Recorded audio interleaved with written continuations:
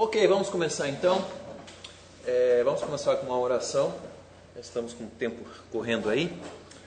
Pai, obrigado pelo dia, obrigado por o Senhor ter nos trazido até aqui hoje. Pedimos a Tua bênção sobre nós e que nós possamos também aprender com a Tua palavra. Abençoe esse momento de estudo, cada um, aqueles que ainda estão por chegar, que o Senhor possa estar trazendo em tranquilidade e paz. Abençoe, Senhor, esses próximos minutos que teremos aqui, que o Senhor possa estar se revelando a nós, através do Teu Santo Espírito, em nome de Cristo Jesus. Amém.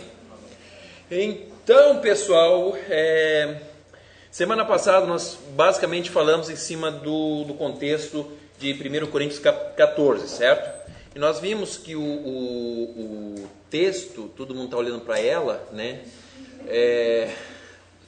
E continuam olhando para ela, e continuam, agora olharam para o seu celular, né?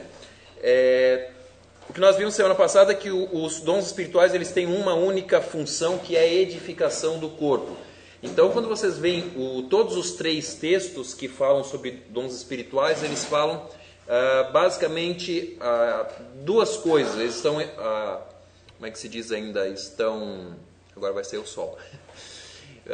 Estão cercados por dois temas. O primeiro tema é edificação da igreja, o corpo, e o segundo tema é amor, tá? Todos os textos estão relacionados com isso.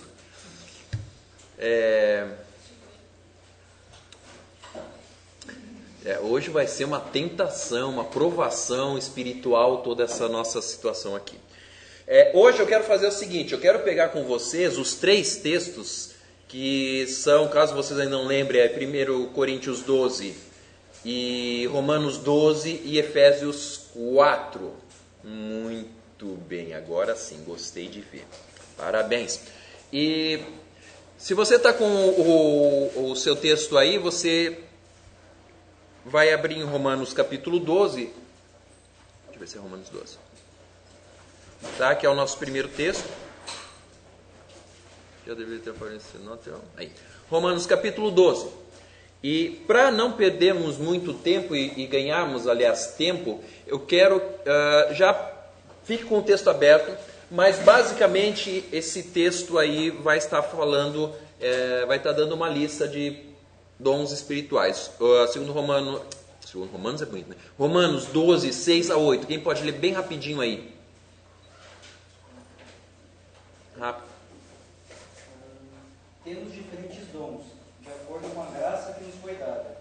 Se alguém tem um dom de profetizar, use-o na proporção da sua fé. Se o seu dom é servir, sirva. Se é ensinar, ensine. Se é dar ânimo, que assim faça. Se é contribuir, que contribua generosamente. Se é exercer liderança, que a exerça com zelo. Se é mostrar misericórdia, que o faça com alegria. E aí depois ele sai, ele não dá mais nenhum outro exemplo de dom espiritual. Então, basicamente eu fiz aí a lista, né?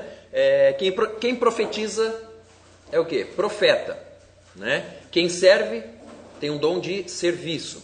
Quem ensina, dom de ensino. Ânimo, contribuição, liderança e misericórdia. Começa a anotar aí e a gente depois vai fazer o teste dos dons, tá? Não, a gente não vai fazer isso, né? Mas já começa a perceber que existe aí uma sequência, tá? Profeta, serviço, ensino, ânimo, contribuição, liderança e misericórdia. Agora nós vamos para o próximo texto, que é Efésios capítulo 11, desculpa. Efésios 4, 11. Rapidamente, quem achou já leia. 11, só 11? 4:11. E ele designou alguns para apóstolos, outros para profetas, outros para evangelistas e outros para pastores e mestres. Lê o próximo, só para tirar a dúvida. Com o fim de preparar os santos para a obra do ministério, para que o corpo de Cristo seja edificado. Então, ele acaba ali, né? Ele acaba nos mestres, a lista que ele dá, certo? E essa lista ela é bem mais modesta. Na anterior nós temos 7 e nessa daqui nós temos 5.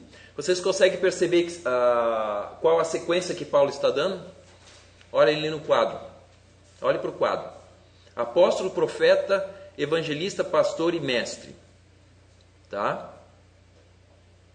A gente vai discutir depois isso. Eu vou passar todos os três quadros comparativos. Bom, o 1 Coríntios 12, a gente leu, é um texto um pouquinho mais comprido, então eu vou só colocar a lista ali. Não, lê aí. Os 12, 6 a 8.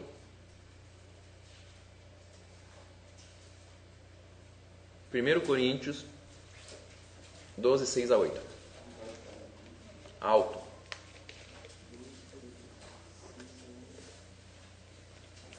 Há diferentes formas de atuação, mas é o mesmo Deus que efetua tudo em todos. A cada um, porém, é dada a manifestação do Espírito, visando ao bem comum.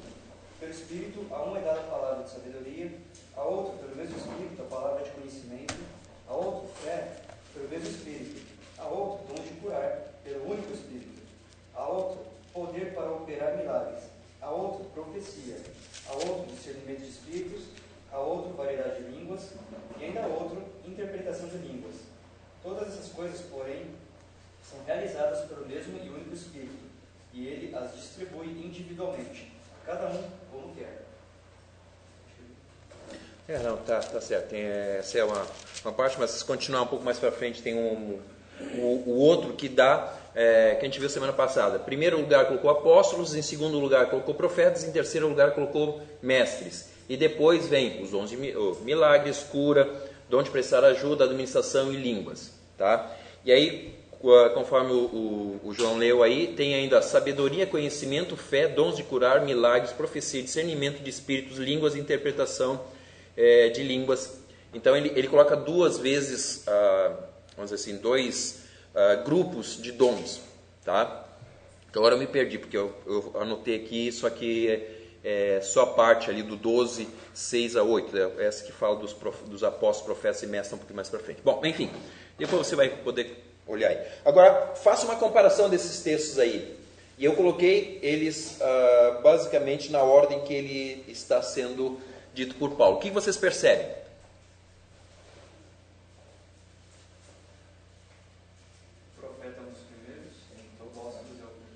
Profetas aparece em todos os três, certo? O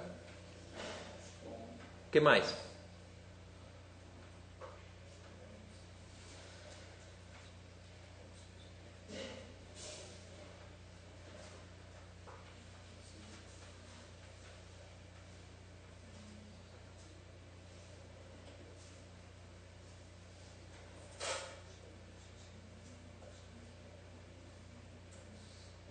O que mais tem em comum nessas listas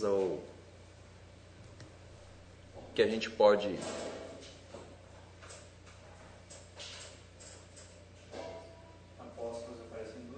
Apóstolo aparece em 2 e não é por acaso que aparece em cima. Mestres aparece aonde? E Romanos não? Ensina. O mestre está lá para ensinar. Então é só a mesma palavra diferente, mas a ideia é a mesma, certo? Então, nós podemos ver que existem algumas repetições na lista de dons. Vamos analisar isso aí um pouquinho melhor. É a mesma lista de antes, tá?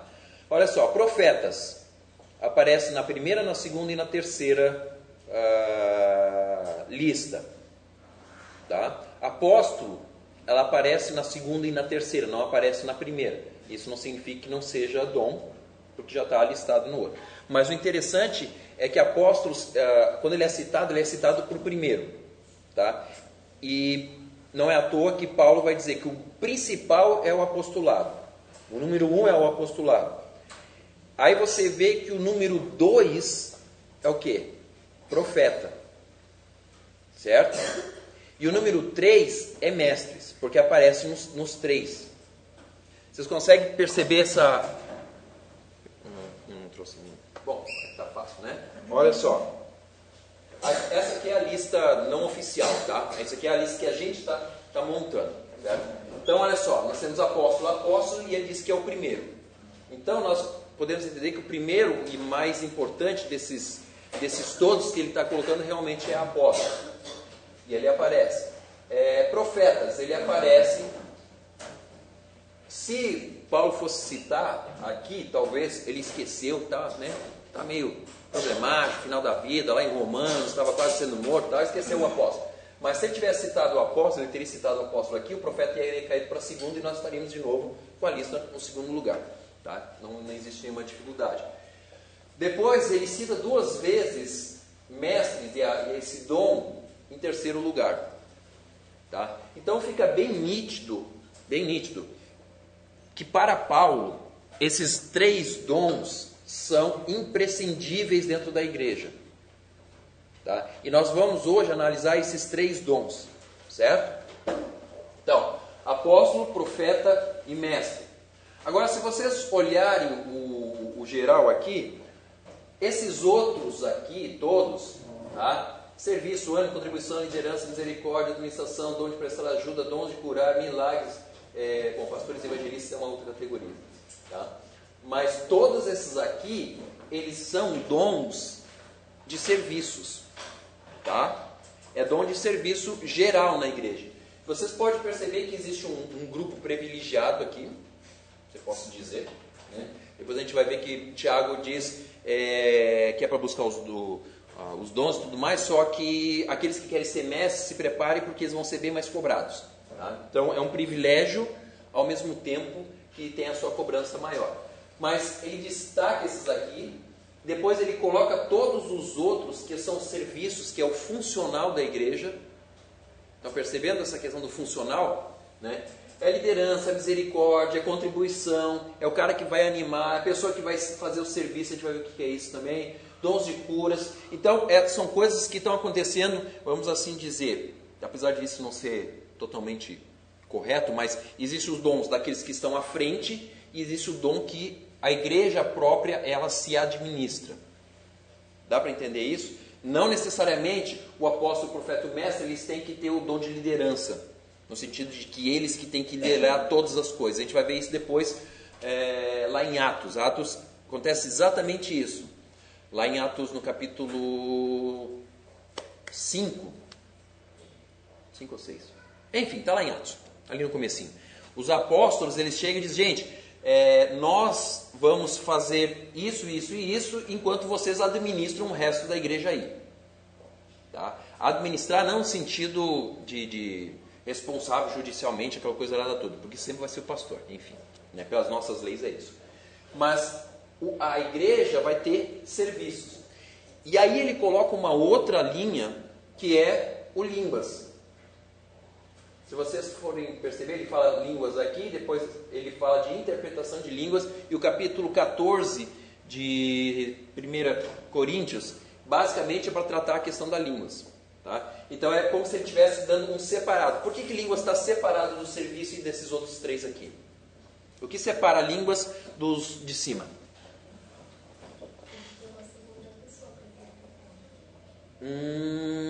Quase isso. Também é a consequência do ponto-chave. Por que línguas ele é separado? Qual é a característica do dom de línguas? Independente de ser apóstolo, profeta e mestre, ou serviços, a pessoa pode ter esse dom também, né? Bom, independente de qualquer coisa, qualquer um pode ter qualquer dom. Não é um dom que vai ajudar no crescimento da igreja? Exatamente. Ele é o único dom que é pessoal. Certo? Porque Paulo diz, quem fala em língua edifica-se a si mesmo. Se houver interpretação, aí ele edifica a igreja. Mas é o único dom em si que ele é voltado para a própria pessoa. Os outros, todos, eles estão na comunidade. Mas mesmo o dom de línguas, ele pode ser usado na comunidade quando houver interpretação. Não que Paulo está excluindo. Tá? E ele até diz, eu até gostaria que todo mundo falasse em línguas. Mas, como não é, então... Né? Tá? Então, vocês conseguem perceber que desse daqui nós conseguimos agrupar aquele grupo lá? Dá para perceber isso? Tá? Então tem o primeiro grupo, que são os principais, como diz Paulo. Tem o segundo grupo, que é os serviços gerais. E tem o de línguas.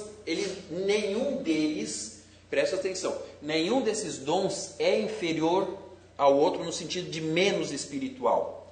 Ele tem mais contribuição na igreja, os apóstolos, profetas e mestres, mas ele não é mais espiritual ou menos espiritual de qualquer um dos outros. Tá? A contribuição que vai ser diferente, certo? Então, se você tem o dom um dom aqui, sei lá, de ânimo, tá? Você vai dizer, poxa, mas eu não sou profeta, não sou mestre. Isso não significa que diante de Deus você esteja menor, só a contribuição é diferenciada, tá? Então, vamos agora falar um pouquinho sobre esses dons aí.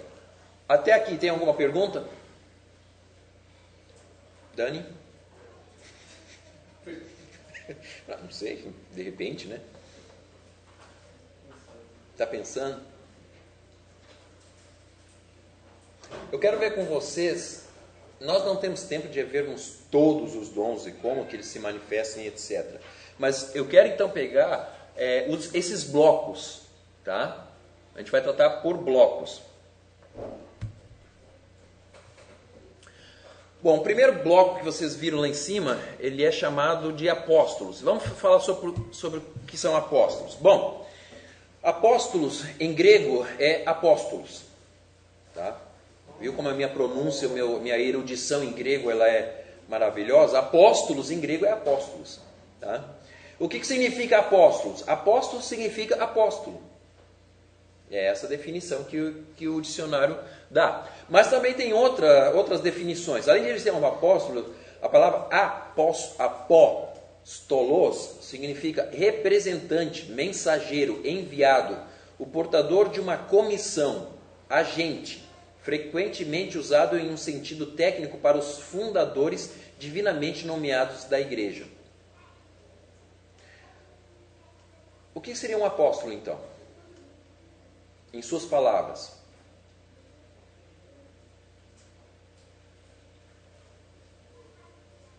O que é um apóstolo? Gente, você pode errar aqui, tá? Sua salvação não vai depender disso. São fundadores, são os primeiros, assim. No caso, o apóstolo Paulo, assim, os apóstolos fundaram, eles começaram deram a estrutura para a igreja, né? Quem são os apóstolos? Fundadores. 12 mais Paulo. 12 mais Paulo. Se você considerar Judas, 13, né? Porque tem um Matias na história lá, que nunca mais aparece. Mas quem são então os apóstolos? Em primeira mão, quando diz que Jesus foi lá e escolheu os 12 e ele os enviou como apóstolos. Judas estava no meio, mas isso é uma outra história que a gente não vai discutir agora sobre salvação, tá? Mas a ideia é que são pessoas escolhidas para uma tarefa específica. Qual a tarefa específica? De estar fundando a igreja. Tá? Mas, se isso é verdade, essa leitura restrita, que são aqueles 12 que Jesus deu lá, então os apóstolos, o apostolado acabou quando morreu João.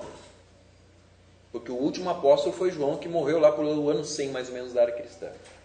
Então a pergunta que se faz hoje é: o apostolado acabou? O dom de apóstolo acabou? Ou o ofício de apóstolo acabou?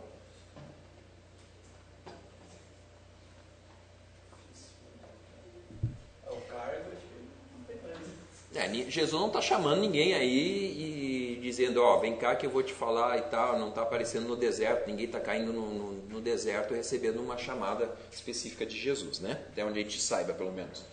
Então, essa ideia primária de apóstolo, sendo aquela pessoa que foi comissionada por Jesus, isso não se dá mais. Agora, a pergunta que nós temos que nos fazer é, quando Paulo fala de apóstolo, se ele está se referindo a isso, ou existe uma outra gama que ele está tentando embarcar aqui. Se você pegar e trocar a palavra apóstolo por missionário, não encaixa? Missionário é aquele que tem uma missão. Foi delegado ele a uma missão, certo? Quem delegou a missão ao missionário? Quem foi que delegou? Quem deu foi Deus, mas quem delegou a missão? A igreja que envia. Atos capítulo 13, desculpa, é bem claro. A igreja se reuniu, orou e ouviram a voz do Espírito Santo para separar Barnabé e Paulo, e eles impuseram as mãos e os enviaram. Ou seja, aí uma atuação entre o Espírito Santo e a igreja, mas a igreja ela é participante, certo? É ela que está enviando, porque senão, como é que o cara vai ser enviado? Só pelo Espírito é meio complicado. Alguém tem que estar junto com o missionário. Então, aparentemente, nós temos aqui não apenas o que nós chamamos hoje de missionário, mas qualquer pessoa que seja fundadora de igreja, em algum contexto, vamos assim dizer, não normal, né, no sentido de não, o fundador, no nosso caso, que não seria o apóstolo não seria uma pessoa que iria fundar uma igreja, no nosso caso, em São Paulo, porque nós estamos nesse ambiente, nós somos desse ambiente, nós não estamos sendo enviados para fundar, para começar algo. Então, alguns fazem essa transição dizendo que o apostolado hoje teria muito a ver com a questão de missões. Tá? Não estou dizendo que isso é assim, gente. Só estou dizendo quais são os blocos de pensamento. A minha opinião particular é que eu não sei. Tá?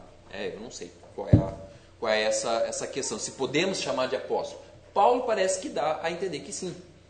Porque ele disse que na igreja tem apóstolos. E não tinha nenhum daqueles caras, dos 12 lá. Tá? Então, a pessoa que vai fazer alguma coisa, ele é o representante, é o mensageiro. Ele é um embaixador. Nós somos embaixadores. Né? Então, apóstolo seria basicamente essa a ideia. Essa palavra ocorre 81 vezes no Novo Testamento. Tá? Aparece bastante vezes. Se você talvez tenha essa ideia, ou você se encaixa um pouco nessa descrição, talvez você talvez tenha esse dom de apóstolo. Veja bem que é quando a igreja reconhece e a igreja envia, certo? É todo um processo, porque o primeiro lugar são os apóstolos. São aqueles que iniciam, fundam, começam um trabalho. E lembre-se, naquele contexto, o mundo inteiro não conhecia a palavra de Deus. Não conhecia Jesus. Então, eles tinham que começar do zero. Hoje em dia já é um pouco mais difícil, porque qualquer lugar que você vai, tem gente que conhece Jesus. 1 ou 2, mas tem. Você vai para a Síria, você vai para o Iraque, você vai para o lugar mais distante do mundo, sempre tem alguém que crê em Jesus. Tá? Perguntas?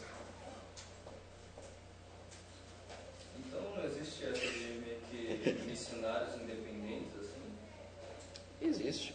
Existe de tudo que é jeito. Existem missionários independentes, mas entenda que o ideal e o real. Qual é o ideal? Que a igreja envie, certo? Que é ela que manda. Só que tem uma coisa, se o cara está preparado, ele tem o dom, Deus chamou ele para o ministério e a igreja não quer enviar, o que ele vai fazer?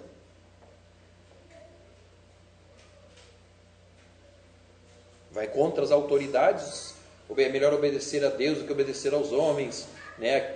Deus instituiu as autoridades para que nós tivéssemos. O que o cara vai fazer? Então, cada um toma o seu rumo, né? Na medida da fé, como diz Paulo. Alguns vão em rebeldia, eu diria. E aí quebra a cara. Outros vão em obediência, sabendo que é aquilo que Deus queria. Existe o caso da aliança, por exemplo, na Argentina, clássico, que isso é fofoca da gente, não pode ficar falando por aí não, né? Mas todo mundo conhece a história. Na Argentina ou foi no Chile? Caramba, agora. Foi na Argentina. Rony Heminger era da Argentina? Não, os pais dela eram argentinos, exatamente. A missão disse para eles: vocês devem sair da Argentina. Eles disseram: não, nós vamos ficar na Argentina. Eles disseram: não, vocês têm que sair da Argentina. Eles disseram: não, nós vamos ficar na Argentina. Então vocês ficam na Argentina sem apoio da gente. E eles disseram: nós vamos ficar na Argentina. E basicamente a Igreja da Aliança, hoje que tem mais de 100 igrejas, elas em grande parte são resultado do trabalho deles. Você vai dizer, poxa, mas eles foram desobedientes. Mas, por outro lado, prosperou. Existem outros casos que o missionário bate pé e faz um monte de coisa e também se dá mal. Então é muito relativo essa questão do enviado, do não enviado, como é que faz isso. É uma coisa realmente que tem que buscar em Deus.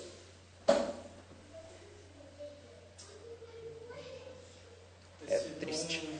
Isenta a pessoa de se preparar, digamos, intelectualmente? Eu acredito que não.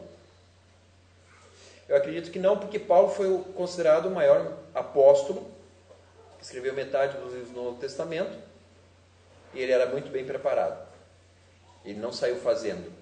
Os outros apóstolos que, digamos, não estavam tão bem preparados, eles eram pescadores e nada contra os pescadores, mas em termos de relevância geral, o que nós temos desses apóstolos? O que nós sabemos deles?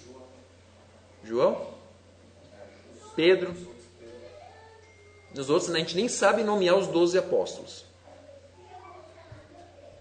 Quanto maior é o conhecimento, quanto maior é a dedicação, maior são os frutos. Isso não, quer dizer, claro, tem todo um contexto, mas quanto mais preparado, melhor é para atuar. E aí nós vamos citar vários exemplos, não só no Novo Testamento, como no Velho Testamento. Moisés foi Moisés porque ele aprendeu muita coisa. Né? E aí você vai, Davi e todos os outros, eles sempre aprenderam. Os que começam por baixo, no sentido de que eles começam tipo Saul, Saul vai ser Saul, sempre vai ser Saul. Davi vai ser Davi. Existem diferenças enormes entre esses dois caras. Tá? Bom, agora o mais complicado de todos, na verdade, é o profeta. Profeta vem da palavra profetes, viu? Profetes. É bem fácil. A palavra profetes em grego significa profeta, tá? Aquele que fala pronunciamentos inspirados, como por exemplo os escritos do Antigo Testamento. Essa palavra profetes no Novo Testamento ocorre 146 vezes. Se aparece 146 vezes, ele deve ter algum tipo de relevância, certo? O que é um profeta? É o porta-voz para os outros, é um intérprete da divindade, da palavra da divindade, é um vidente. No Novo Testamento, um profeta, no Novo Testamento, essa palavra significa um profeta, uma pessoa divinamente comissionada e inspirada, aí tem os textos, tá? Um profeta na igreja cristã, existiam profetas na igreja cristã, a gente vai ver esses dois tipos. Uma pessoa adotada para a exposição da verdade divina, conforme 1 Coríntios 12. Um profeta, um prognosticador do futuro, aquele que dá um prognóstico, ou seja, aquele que antecipa o futuro. Então, profeta tem dois significados. E eu friso esses dois significados. Primeiro significado, uma pessoa para a exposição da verdade divina. O que é exposição da verdade divina? Pregar a palavra como ela é. Recebe de Deus, transmite. Tá? É o que o Antigo Testamento diz assim, diz o Senhor. E toda vez que uma pessoa ela prega a palavra de forma que há a autoridade, ele é considerado profeta. Existe um cidadão, que não sei se todos conhecem, chamado A.W. Tozer. A.W. Tozer ele é um pastor da Aliança. Tá? A gente já tem comentado um pouco sobre ele algumas vezes, principalmente na célula. O A.W. Tozer ele escreveu mais ou menos uns 100 livros e ele viveu em Chicago na metade do século XX, ou seja, ele morreu em 63, né? 1963. Tá? Ele não tinha seminário, ele não tinha educação teológica, tá? Mas ele era considerado o maior profeta do século XX. Ele é chamado de o profeta do século XX. Por que é aqui? Inclusive está aqui, acabei de ler. O profeta do século XX. Foi como o chamaram nos seus dias. Por 31 anos, Tozer foi pastor de uma igreja em Chicago, nos Estados Unidos, onde a sua reputação como homem de Deus teve repercussão em todo o mundo. E aí continua a história. O que é um profeta? Um profeta é aquele que prega e a pessoa vê a autoridade de Deus sobre a vida dele. Não é um cara que simplesmente chega lá e só prega, só fala. Tá? Jesus ele é chamado no Novo Testamento de profeta. Por quê? Porque as pessoas disseram, porque ele prega com autoridade, não como os fariseus. Tá? Jesus fala que João Batista foi o maior e o último dos profetas, no sentido do Antigo Testamento. Mas eram pessoas que tinham autoridade quando pregavam. Tá? Vocês estão entendendo por que Paulo coloca apóstolo e profeta como a base da igreja? Porque o apóstolo é aquele que começa, aquele que dá início, aquele que começa o movimento. O profeta é aquele que entrega a palavra de Deus. Por isso que esses dois estão lá em cima. Aí você vai dizer, eu não tenho nenhum desses dois dons. Bom, não sei, cada um tem os dons. Tá? Preciso explicar qual é o dom de mestre? O que é o dom de mestre? Que é o terceiro na lista lá. O dom de mestre é aquele que ensina a palavra, não é o pregador. Qual é a diferença entre pregação e ensino? Neste caso. Pregação envolve comunicação pública. E ensino? Oculta? Individual. Individual, pequenos grupos. Não sei. Pequenos grupos. Há um contexto de sala de aula, por exemplo. Nós estamos aqui numa sala de aula. Tá? O profeta, ele estaria com o microfone lá na frente. Se vamos colocar os estereótipos, seria o pastor que está com o microfone lá na frente. O mestre é aquele que está dentro de uma sala de aula com um grupo, ensinando e aprendendo com esse grupo, interagindo. Tá? Então o profeta ele é de nível público nesse sentido, como disse o João aqui, que é aberto. O mestre ele já tem um grupo mais reduzido, aonde ele está ensinando coisas mais profundas. Você sabe que pregação, na verdade, uma vez um pregador ele falou o seguinte, que eu acho interessante a ilustração. A pregação, quando um pastor está lá na frente pregando, é como se vocês todos fossem uma garrafa de Coca-Cola. Pode ser PET, pode ser latinha também, tá? E o pastor ele está lá na frente com uma mangueira, lá da frente, tentando encher as garrafinhas PET de vocês.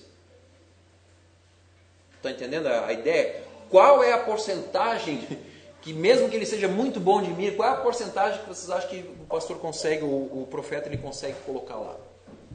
É muito pequeno, certo?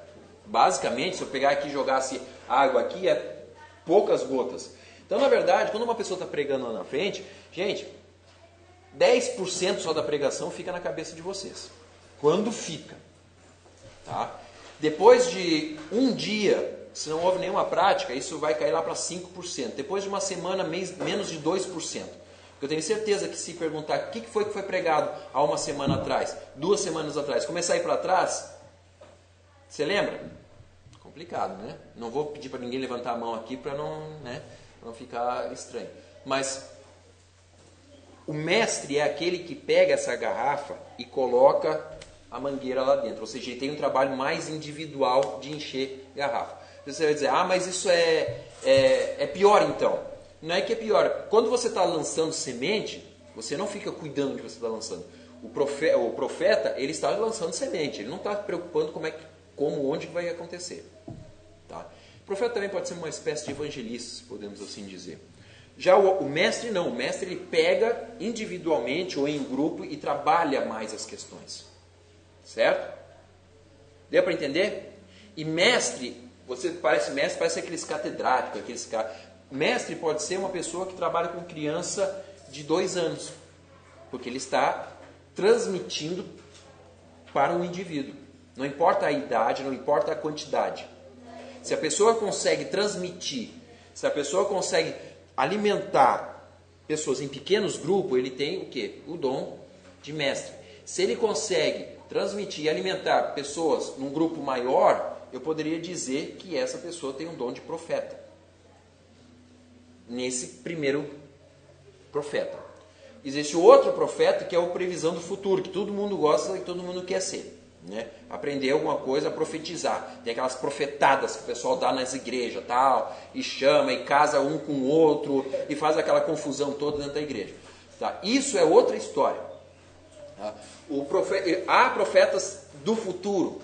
Paulo ele se deparou com duas profetisas que havia dentro da igreja, que pegaram o cinto dele, não me lembro o que aconteceu lá. Foi o cinto, não foi o cinto, foi o cinto, né? Pegou o cinto dele, fizeram uma profecia que se ele subisse para Jerusalém, ele ia ser pego, tal e coisa, e mesmo assim ele foi. Ele foi um missionário rebelde. Né? Ele foi para lá e aí eles pegaram ele, prenderam e mandaram ele para Roma. Tá? Mas existe esse outro lado do profetismo, sim, dentro da igreja. Tá?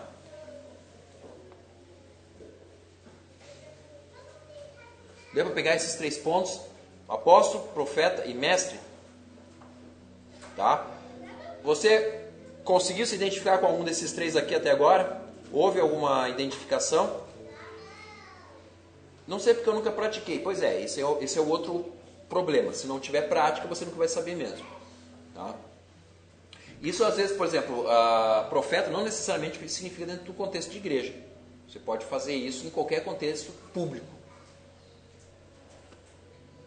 Sei lá, escola, trabalho, seja, tem uma oportunidade de dar uma palavra, uma meditação. Uma vez eu vi na minha formatura, a pessoa, apesar de não ser crente, ele foi lá para frente e ele nos exortou na formatura de uma forma muito cristã. Eu fiquei olhando, caramba, o cara é nem crente assim, pelo menos que eu saiba, né? O cara era, mas ele usou a oportunidade para falar palavras de edificação e tudo mais.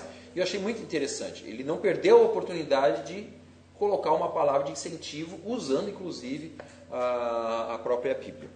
Tá?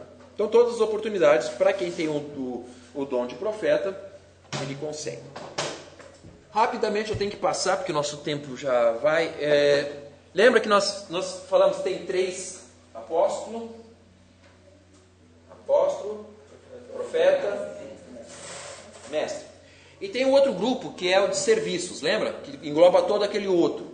Tá? Vamos falar sobre o serviço. Quando a palavra aparece serviço, essa palavra aí que muita gente conhece, diaconia, é a palavra que aparece lá no grego.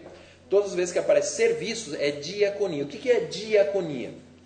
A diaconia, em primeiro lugar, é reconhecida como ministério. Os outros dons não são reconhecidos como ministério. Diaconia é. A gente vai ver o que é diaconia. Ministério. Diaconia é serviço, pode se referir à ajuda e serviços de várias espécies, desde o mais espiritual até o mais prático, como suprir, prover, suportar e financiar aqueles em necessidade. É um serviço. É o cara que não consegue ficar com a sua... Enfim, sentado na cadeira por muito tempo e vendo os outros passando dificuldade. É o cara que, se acontecer, por exemplo, aqui, sei lá, não vou profetizar, tá? Mas o Márcio quebrasse a cadeira do Márcio, o Márcio se esborrachasse no chão, a gente não treinou isso, mas a gente pode treinar para a semana que vem, né? Se ele caísse e se machucasse, ou acontecer alguma coisa, aqueles que têm dom de serviço, aqueles que têm dom de diaconia, eles iriam ajudar o Márcio de alguma forma. O que iria acontecer? Alguns iriam fazer o quê? O que iria acontecer se o Márcio caísse ali? O que poderia acontecer? Me digam aí. Além de todo mundo rir, depois que passou de rir e tal, o que iria acontecer? De torcer uma perna, torcer um braço. Isso, mas o que as pessoas iriam fazer? Levantar do chão, imediatamente. Levantar do chão. Ver se tinha alguma coisa quebrada. Ver se, o que tem quebrado? A perna quebrada? Tá, tudo bem. Isso. Se fosse necessário, o braço fora. Exatamente. Então essa pessoa tem um dom de serviço. Alguém já ligaria, talvez se houvesse uma fratura exposta, porque ele caiu da... Enfim, não sei como, mas digamos, né? Somos catastróficos aqui. Mas alguém já ligaria, alguém já iria tentar pegar e imobilizar, ou fazer alguma coisa. Porque essas pessoas, elas têm a espontaneidade na reação de acontecer uma coisa, de já procurar. Alguém, já que viu que estão dando ajuda ali, eles vão pegar a cadeira e vão pegar e vão ver o que aconteceu com a cadeira e ver se as outras cadeiras também não estão assim. Entendeu?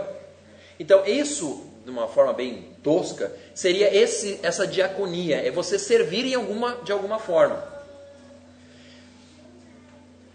Se nós tivéssemos aqui o profeta, nessa situação, o que o profeta ia dizer? Irmãos, vejam bem, o Márcio se esborrachou aqui no chão. Isso serve de lição para nós, porque nós podemos estar na nossa vida muito seguros, mas qualquer coisa que aconteça, pode acontecer aqui com ele e tal. O cara vai dar um sermão espiritual para todo mundo ouvir.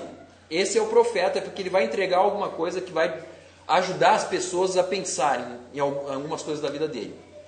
Já o mestre vai dizer, irmãos, vejam bem, isso aconteceu porque, enfim, nós podemos perceber aqui que o Márcio ele comeu demais hoje, na hora do almoço, e ficou um pouco pesado, né? E por causa disso, o pino que estava ali do lado, vocês podem ver aqui, ele vai dar toda uma descrição e vai ensinar como se sentar direitinho, como não comer muito, enfim, ele vai dar uma aula, enquanto os outros estão ajudando o Márcio ali, entendeu? Então, essa que é a ideia da dinâmica do corpo.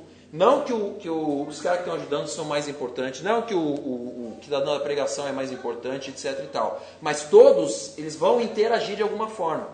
Tem até uma maneira de, as pessoas veem de como descobrir o seu dom, é mais ou menos isso.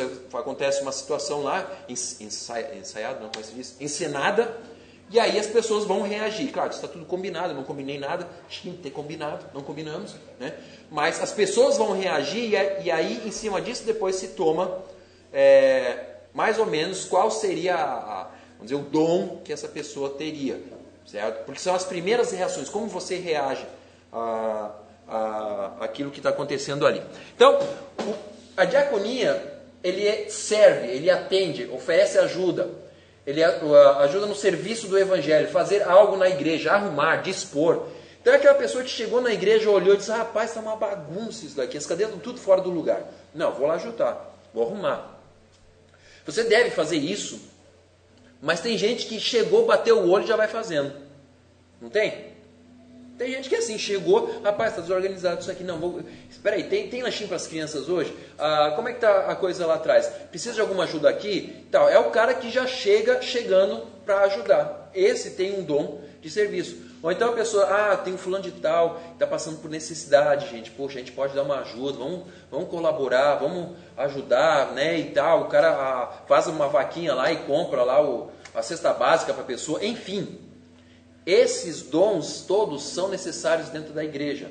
Por isso que Paulo ele não diz que o apostolado, o mestrado lá e tudo mais é melhor. Porque todos eles interagem na igreja. Deu para entender? Deu para entender? Deixa eu ver se tem mais alguma coisa aqui. Mistérios. Estamos quase no horário, tem rapidinho aqui. Muitas vezes as pessoas falam do ministério. Tá? Ministério, se formos traduzir, é a palavra para trabalho, obra ou diaconia. Na Bíblia, quando aparece a palavra ministério na sua versão, ela vai traduzir uma dessas três ideias. É um trabalho, é uma obra ou é um estado de diaconia, que é, como a gente falou aqui, de servir. Certo? E ministérios só, no Novo Testamento, só são relacionados a esses aqui. Ó. Isso são ministérios, pelo Novo Testamento. A gente coloca um monte de ministério aí, né? Dá nome para muitos ministérios, mas biblicamente só existe esses ministérios aqui, tá? Tudo que a gente chama de ministério vão estar englobados nos subpontos aqui dentro. Tem que estar encaixado aqui. Se não está encaixado nenhum desses quatro aqui, então não é ministério do ponto de vista bíblico.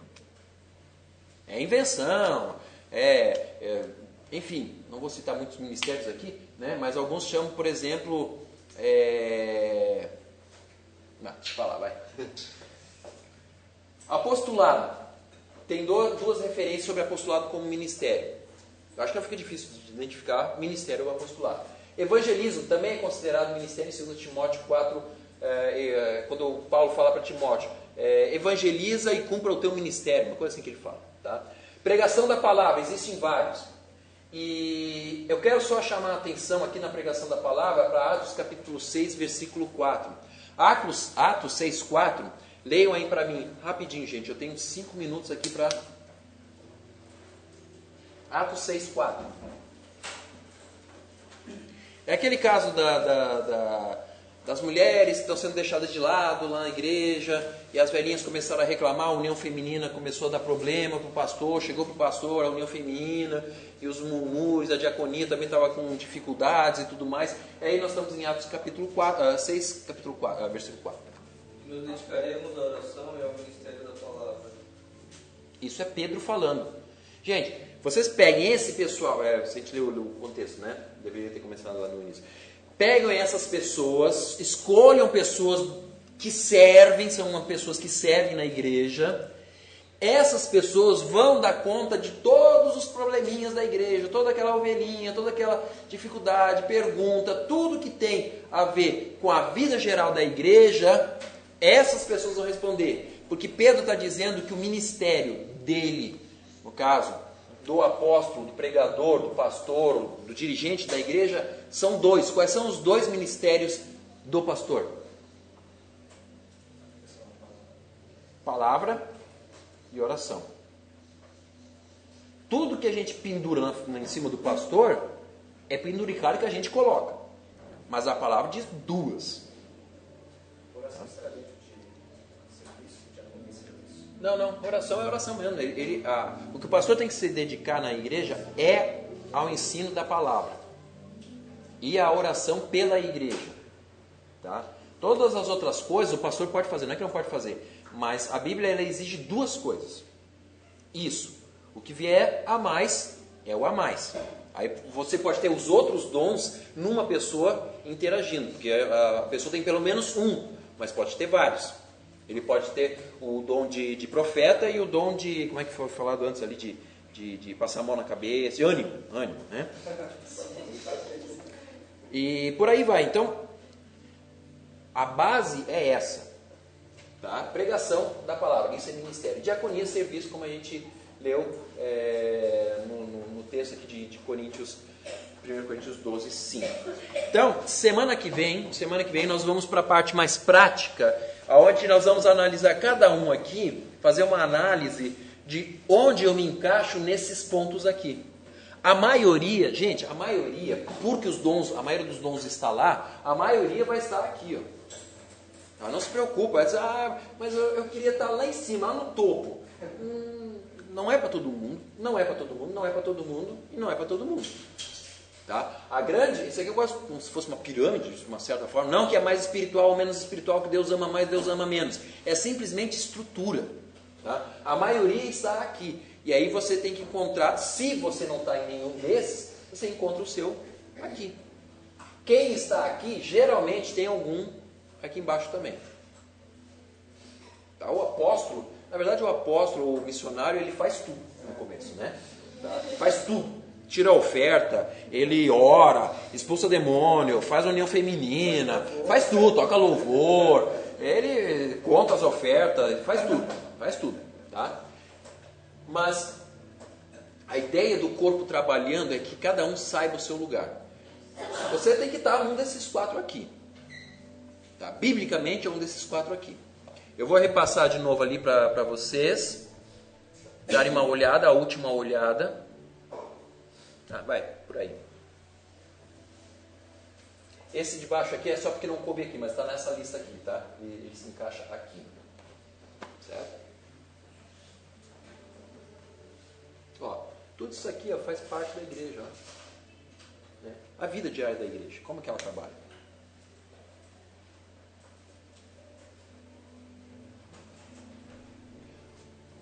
Eu dou 2 minutos para perguntas.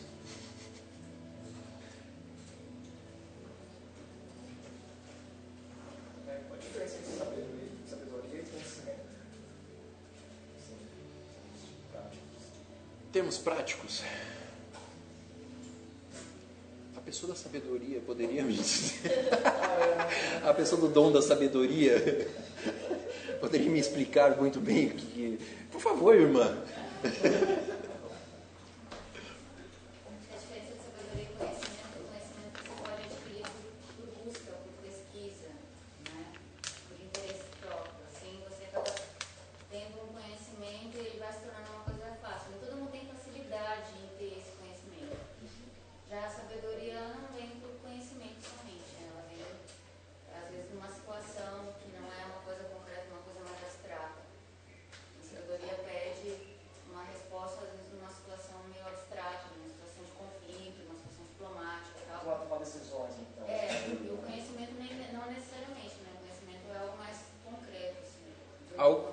algo que você pode papirografar no Google, essas coisas. Sabedoria é mais complicado. Qual que é mesmo que você falou? Conhecimento. O conhecimento, ele está muito próximo do mestre. Né? Gente, quem precisar ir, pode sair, tá? Então, 5 minutos aqui que eu tenho que segurar o pessoal ainda, né?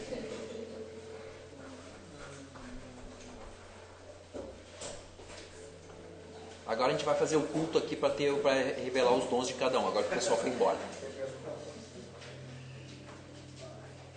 Semana que vem, então, eu quero que vocês venham pensando nessa lista aqui do que você acha que. Tá? Pensa nessa situação. Aconteceu uma coisa com o Márcio. Márcio, não estamos profetizando, tá? Eu não tenho dom de profeta nesse sentido. Tá? Mas se acontecesse alguma coisa, como você reagiria? Iria reagir. Como você iria reagir? Tá? Pense nisso, para que semana que vem você possa rapidamente compartilhar aquilo que Deus aparentemente tem colocado no seu coração. Ok? Certinho? Então tá. Pô, a gente não fez a contagem, hoje quer fazer a contagem. Puxa, perdemos de novo. Pelas cadeiras, tá certo. Obrigado. Então, gente, vamos orar para a gente. O dom da sabedoria, viu? Eu tenho do conhecimento, ele é da sabedoria, tá vendo? Vamos orar. Pai, obrigado pela oportunidade, pelo tempo que tivemos aqui. Sabemos que é um tempo muito curto para passarmos várias coisas que nós precisamos, mas nós queremos buscar, Pai, e dependendo daquilo que o Senhor estiver revelando, estiver querendo, nós queremos até mesmo nos dispor a buscar mais e termos mais encontro. Isso depende de Ti. Queremos colocar esse momento nas Tuas mãos, pedindo que o Senhor venha estar se revelando, venha estar fazendo a Tua vontade e mostrando os dons, para que cada um possa estar se ajustando no Teu corpo e fazendo aquilo que o Senhor quer através dos dons espirituais que o Senhor dá a cada um. Abençoe a cada um, que o Senhor revele, que o Senhor traga a sabedoria, Pai. Eu te peço a Tua graça em nome de Cristo Jesus. Amém. Amém. Arigatô. Hasta la vista.